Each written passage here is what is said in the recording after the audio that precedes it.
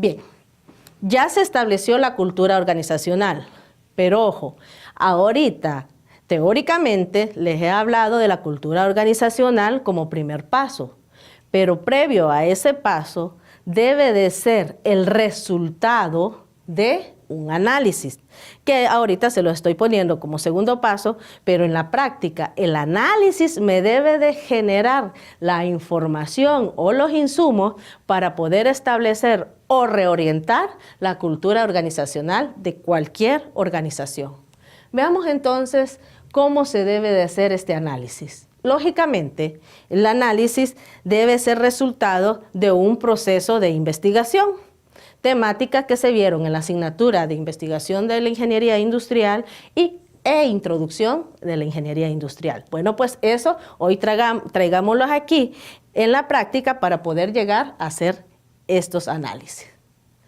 Primer punto, tenemos que recopilar la información y analizarla a través de las fortalezas que pueda tener la institución u organización y sus respectivas debilidades. A esto le denominamos análisis interno. Esas fortalezas las vamos a entender como todas las capacidades propias de la organización con los cuales podemos llegar a cumplir el objetivo de la institución.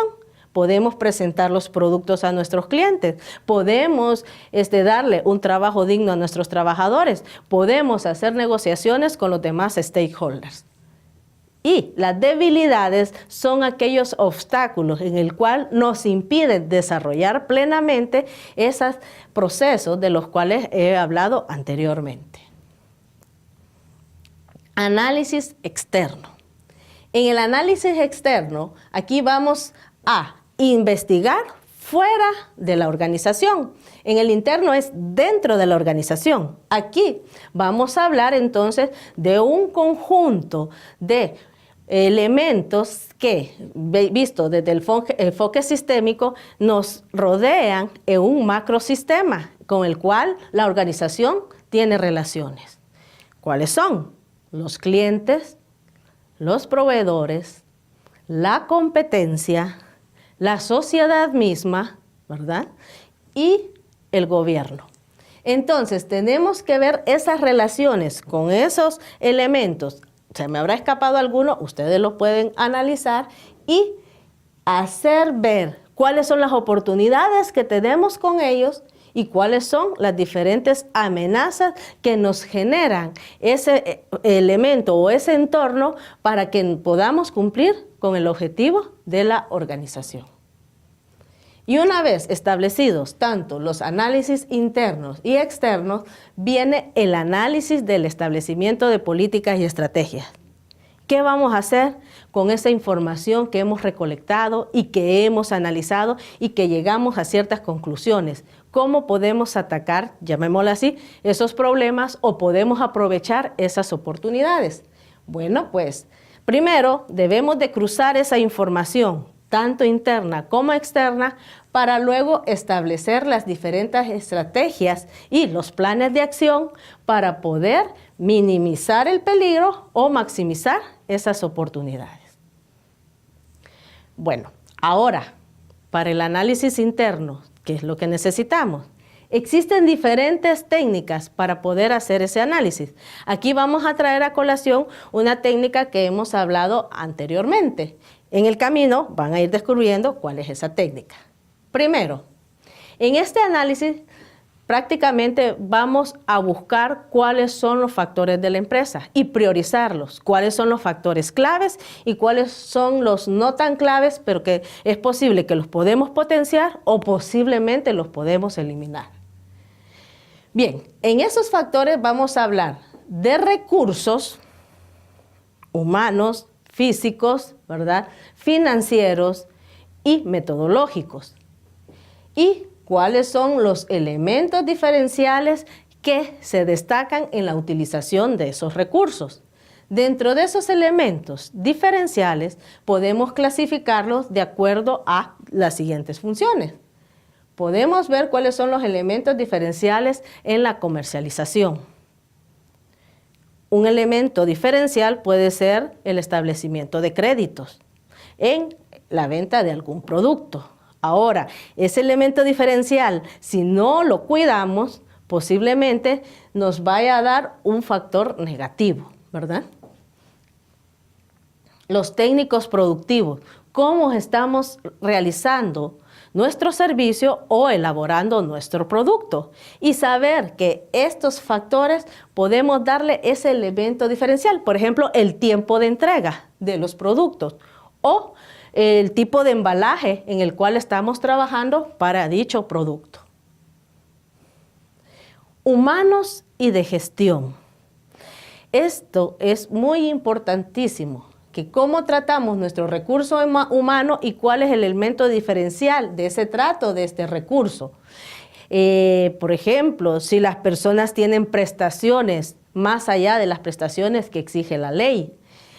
También en cuanto a gestión, ¿cómo hacemos para poder adquirir, por decir algo, un financiamiento en el cual nosotros podamos aumentar nuestra producción o mejorar el uso de la tecnología? Recursos financieros que son los que no deben faltar y el cual debe de tener elementos diferenciales. En estos elementos, en cuanto a las finanzas, estamos hablando qué tan rentable es la empresa.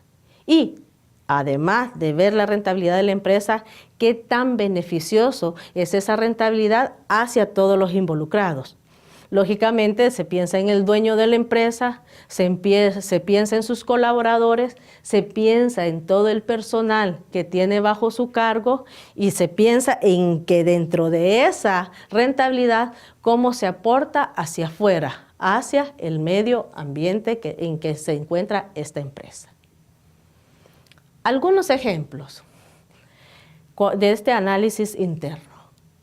Tenemos aquí, cuando tenemos parte de ese análisis positiva, decimos que tenemos fortalezas en la empresa y esas fortalezas pueden ser a través de ventajas en costos. Tenemos los productos de menor costo, por lo tanto podemos tener una variabilidad de establecimientos de precios para poder atraer a nuestros clientes. La diferenciación en nuestros productos y procesos, que tengamos productos innovadores y que dentro del proceso en el cual se establece el producto deba tenerse algún servicio especial al cliente. La innovación, hablando así de todo el uso de la tecnología de la empresa. La flexibilidad organizativa. Muchas veces una empresa que tenga muchos trámites nos da más problemas y, por ejemplo, podemos perder clientes por establecer demasiados trámites administrativos. Y cuando una empresa es flexible, nos da respuesta a cualquier problema administrativo inmediatamente. Prestigio de empresa y marca. Que todos digan, se dice Universidad del Salvador, tenemos cierto prestigio ganado durante años, pero estos prestigios se deben de mantener. Ahora veamos algunas desventajas que pueden ocurrir dentro de este análisis. Estas desventajas se llaman debilidades empresariales. Posiblemente, y es la más común, es la limitada capacidad para poder operar. Tenemos también el uso inadecuado de tecnología o no hay tecnología adecuada. Una mala imagen de la empresa, debido a que esta empresa tiene demasiados procesos o que el producto sale malo. De 10 productos salen 8 que no cumplen las especificaciones del cliente, entonces ya tenemos ahí una mala imagen. Procedimientos inadecuados. Generalmente hay un problema y ese problema, cuando se quiere solucionar, genera otros problemas más grandes y de los cuales pues la empresa ya no puede salir de ese círculo vicioso de procedimientos que no deben de darse. Y altos costos en la producción o en la prestación de servicios. Como hemos dicho, cuando tenemos elementos positivos, vamos a hablar de las fortalezas de la empresa. Y cuando tenemos resultado de ese análisis elementos negativos, vamos a hablar de debilidades de la misma. Análisis externo. En el análisis externo vamos a ver los factores del entorno. Allá vimos los factores internos. En los factores del entorno, pues podemos tener diferentes acontecimientos que ocurren en el medio. Generalmente son acontecimientos sociales, acontecimientos políticos y acontecimientos económicos que afectan directa o indirectamente al funcionamiento de la organización. ¿Y cuáles son las tendencias del entorno? En este caso, vamos a hablar cuáles son las tendencias en el mercado, cuáles son las preferencias que se van cambiando en nuestros clientes, cuáles son las ofertas que nos está dando la competencia, que les está dando la competencia a los clientes, los cuales los está atrayendo y que se está haciendo ahí una tendencia a que el cliente se nos vaya. Entonces, tenemos que conocer esos factores para poder rescatar a nuestros clientes y aumentar ese volumen de clientes, porque no nos podemos quedar solamente con los clientes fieles. Tenemos que ir a agarrar más mercado, buscar otros nichos en los cuales podamos proyectar nuestros productos. Entonces, los factores externos los vamos a tener como buscar qué es lo que tiene la competencia, qué es lo que ofrece, qué es lo mejor de ella, y también hay que analizar qué es lo peor de ella para poder evitar esos problemas.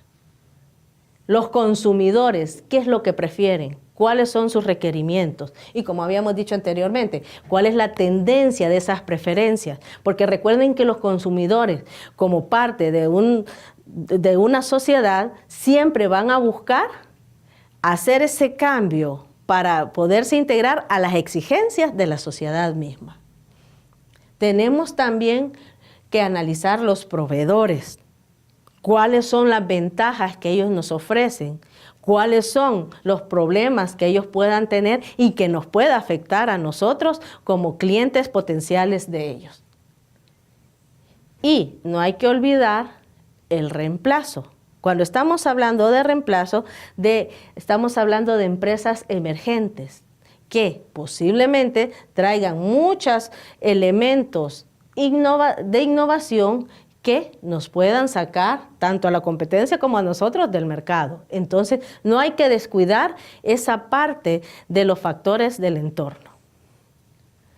Veamos entonces cuáles podrían ser esas diferentes tendencias y acontecimientos que nos puedan apoyar o frenar en el desarrollo organizacional.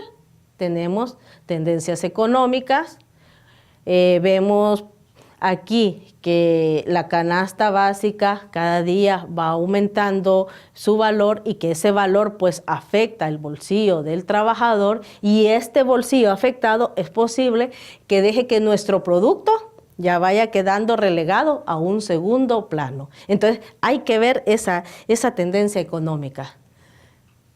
Y mucho más. Otro ejemplo también tenemos las tendencias sociales, y dentro de esas tenemos que analizar la cultura y la filosofía de la sociedad en sí, en donde nosotros estamos. Esas tendencias sociales van cambiando.